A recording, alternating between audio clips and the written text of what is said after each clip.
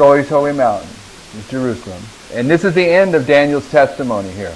Okay, he's coming to the conclusion. Now Michael's going to stand up, 7 last plagues, then Daniel's book's going to be sealed up. But where does Daniel's story begin? Because Jesus illustrates the end from the beginning. Where does Daniel's story begin? It begins in Daniel 1, verses 1 and 2, right? And what's that story about? It's about the king of the north attacking Jerusalem. Who's the king of the north? Nebuchadnezzar. Only in Daniel 1, verses 1 and 2, the king of the north comes into Jerusalem and destroys it and carries the Jews back to Babylon. Okay? Jesus is illustrating the end from the beginning, and at the end, the king of the north is going to attack Jerusalem, but he's not coming into Jerusalem and he's not going to win here. He's going to come to his end and none can help. Jesus has illustrated the end from the beginning, even in the book of Daniel. So, the glorious holy mountain is Jerusalem. And so this is the church. This is the people of the world. Now notice these, and there are several. I don't know that I have to read them all. I can read a couple where you'll get my intent by all this. And what I'm saying these quotes are illustrating, they're illustrating that how Satan works is if I'm trying to give you a message, you're the C's, I'm the glorious holy mountain, or vice versa, and this brother is the Pope, and he tries to block the message. Okay, that's what these verses are illustrating, and what I'm going to try to show you is this tactic of the papacy is often identified in inspiration. Okay, from Manuscript Releases, Volume 7, page 215. Though being unable to expel God from his throne, Satan has charged God with satanic attributes and has claimed the attributes of God as his own. He is a deceiver. And through his serpentine sharpness, through his crooked practices, he has drawn to himself the homage which man should have given to God, and has planted his satanic throne between the human worshiper and the divine Father. It's the same thing. Okay, he's planted his throne between the worshiper and the Father. Satan can do that, okay, but who else can do that? Notice the next quote. Stand out of the way, brethren. Do not interpose yourself between God and his word. Seems like the brethren can try to block the message from coming to God's people. Stand out of the way, brethren. Get out of the way. You're getting in between God and his work is his people. Okay, now that's men, but what about false teachings, false ideas? Notice the next one. Formality, worldly wisdom, worldly caution, worldly policy will appear to many to be the very power of God, but when accepted, it stands as an obstacle to prevent God's light in warnings, reproof, and counsel from coming to the world. Even policy can prevent the message from coming to the world. You see it? Okay. This is how Satan operates. Just prior to the coming of the Son of Man, there is, and has been for years, a determination on the part of the enemy to cast his hellish shadow right between man and his Savior. Satan's hellish shadow between myself and my Savior, trying to block the message. Satan will try to interpose himself and discourage the workers so as to prevent them from giving the message of light and warning. Let's drop down to the second from the bottom, from Councils on Writers, Editors, page 38. Let no one run the risk of interposing himself between the people and the message of heaven. The message of God will come to the people, and if there were no voice among men to give it, the very stones would cry out. The Sabbath is the Lord's test, and no man, be he king, priest, or ruler, is authorized to come between God and man. All right, so do you see this, this illustration? That's Daniel 11, verse 44 and 45. The glorious holy mountain is giving a message, and the papacy gets in between the message and its intended receiver. Now, as the papacy is trying to block the final warning message, two classes are demonstrated. The sea, the glorious holy mountain, And Michael stands up, and human probation closes. And the world has been divided into two classes. And that's what Seventh-day Adventists have always taught and always believed, that when Jesus comes, there will be two classes of people, the righteous and the unrighteous. So you may not be able to remember all the claims that I've made this weekend about the last 6 verses of Daniel 11.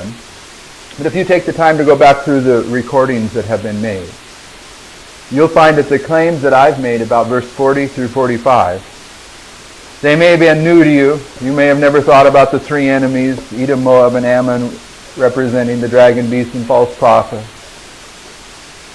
But the claim I was making about them is that at the Sunday law in the United States, that's when people begin to come out of modern Babylon, which is the dragon, beast, and false prophet. You'll find that every claim that I made about verses 40 to 45 is consistent with Adventist understanding over the past 150 years. This is the Advent message. Okay, it's one thing to bring a new light, but if Sister White says, if the new light contradicts old light, there's a problem with that light. Okay, this new light may be new light to you if you're hearing it for the first time. But what I'm telling you, one of the tests that I would hope you would perform on it is compare it with the old light, and you'll find that this is just good old Adventism. And it's a message that's directly and squarely built upon the message of the hour, which is the third angel's message, the warning about the mark of the beast. Okay, so all right. I've already referenced where it says Jerusalem attacked. Jerusalem is attacked in Daniel 1, verses 1 and 2. The beginning of Daniel is illustrating the end of Daniel, but the outcome of the attack in Daniel 1 is different than the outcome of the attack in Daniel 11. Now here, if you have some of these Bibles sometimes that have the maps of the Middle East, of the Holy Land. If you have a map of the Holy Land and you see that you have the Mediterranean Sea, you have the Red Sea, you have the Dead Sea, those seas, and then in the middle of them you have Jerusalem, or not in the middle of them, but you have Jerusalem centered in them.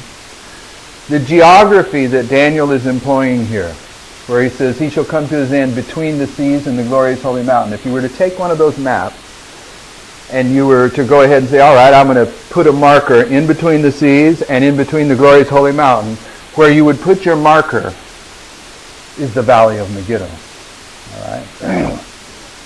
And the Valley of Megiddo is Armageddon. So one of the things that Daniel is teaching us here is that the papacy comes to its end with none to help him in Armageddon, which we've already emphasized early on. The same line of truth that's taught in Daniel is taken up in the book of Revelation. Daniel 11:45 is simply agreeing with Revelation 16. All right? The beast, the dragon, the false prophet, they go forth to the kings of the earth to lead them to the position between the seas and the glorious holy mountain, which is the Valley of Megiddo. Under your notes where it says Armageddon, Armageddon is made up of 2 words. Har, meaning mountain. Megiddon, assembly, possibly congregation or slaughter. Armageddon means the mountain of slaughter. But it's based upon Megiddo. And Megiddo is a valley. And there is no mountain in Megiddo. So we understand what John is doing here. The reason that he's calling Megiddo in Revelation 16 Armageddon, the reason he's saying the mountain of Megiddo, is to make sure that we understand this is not a literal place. This is a spiritual place. Armageddon is a spiritual war. He's purposely placing a contradiction to make sure that we don't look for a literal fulfillment of Armageddon. Although Armageddon is going to be it's going to literally take place, but the prophetic application is a spiritual application. And all these Bible stories are built right around the Valley of Megiddo. On one side you have the Carmel Ridge. What took place at the Carmel Ridge? That's Elijah and the prophets of Baal and the fire coming down at the head. At one end of the Megiddo Valley, you have where Moses and the children of Israel passed through, where they set up stones on this side and stones on this side at the beginning of this valley. And what were those stones? One was the stones of cursing, and one was the stone of blessing. So this valley is where either a curse or a blessing takes place. This is where you're either in the seas, which is a curse, or you're in the glorious holy mountain, which is a blessing. Okay? So all of those geographical battles in the Bible are structured right around here, where the king of the north comes to his end with none to help. Now, it's one thing for me to tell you that you can understand the Hebrew to say that it's between the seas and the glorious holy mountain, although the King James says in the glorious holy mountain. But the real way to prove it is this. In the following quotes here, if you're on page 40, where it says, "Yet shall he remain at Nob," you see that in your notes? And then underneath that it says the entry of the east gate, and then prophet is ordained of old, round about Jerusalem, and the valley of Gibeon. You see all those quotes? What those references are, those are illustrations, other illustrations in the Bible where the papacy comes to its end. Okay? And in each of these illustrations, they are specifically identifying that the papacy comes to its end somewhere outside of Jerusalem. Never does the Bible say that the papacy comes to its end in Jerusalem.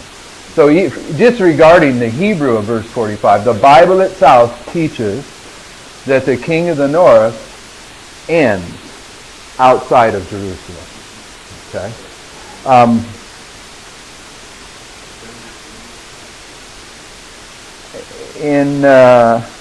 Go to Joel. Joel's a nice one. All those are for your reference. I don't feel convicted that we have to look at those, but I'll show you a nice one in Joel, chapter 2,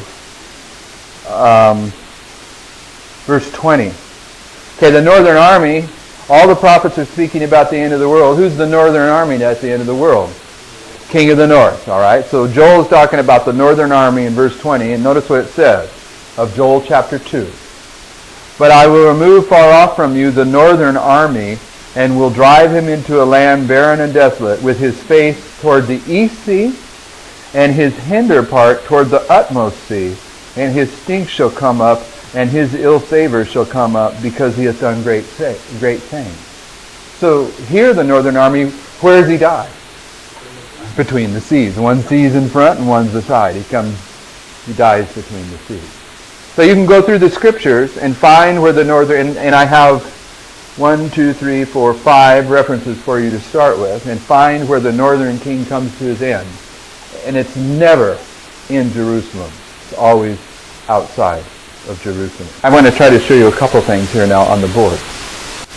We've given a basic overview of the last 6 verses of Daniel 11, and we've given you time. If you don't have a Time of the End magazine, did you get one, sister? Okay, we'll get you one before. That covers the last 6 verses of Daniel 11. We'll get you one before we leave.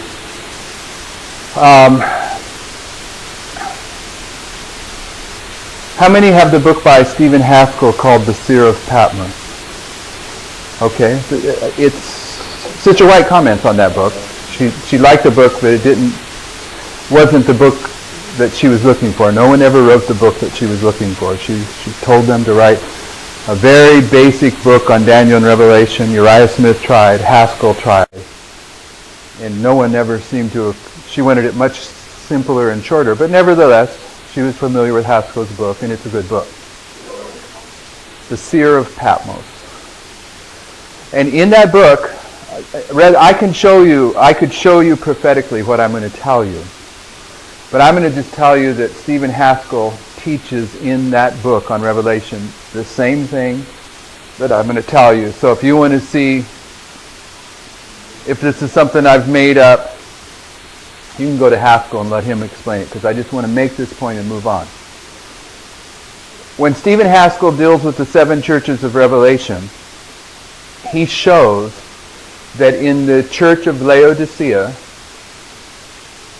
that the history of all the previous 6 churches, Ephesus, Smyrna, Pergamos, Thyatira, Sardis, Philadelphia, are all repeated in Laodicea.